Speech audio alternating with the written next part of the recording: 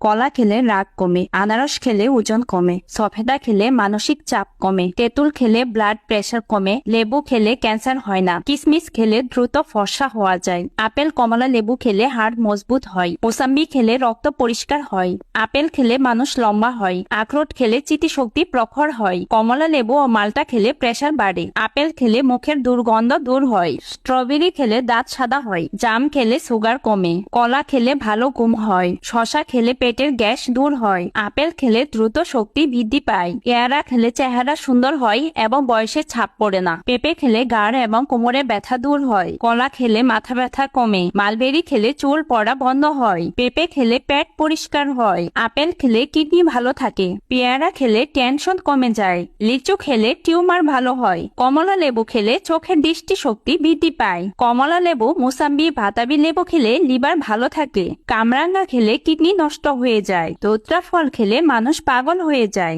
ডালিম খেলে রক্তের পরিমাণ বৃদ্ধি পায়, বাদাম খেলে বুদ্ধি বাড়ে। নিয়মিত ফল খেলে আপনার শরীরে কোনো রোগ সহজে বাসা বাঁধতে পারবে না। এই ফলগুলো আপনাকে নিয়ম কানুন মেনে খেতে হবে। ফলের পুষ্টিগুণ বজায় রাখতে আপনাকে দিনের নির্দিষ্ট সময়ে ফল খেতে হবে। কথায় আছে খালি পেটে জল এবং ভরা পেটে ফল খাওয়ার উপকারিতা আর দ্বিতীয়টি কোথাও নেই। আমার পছন্দের ফল লিচু। আপনাদের পছন্দের ফল কি? অবশ্যই কিন্তু কমেন্টসে জানাবেন।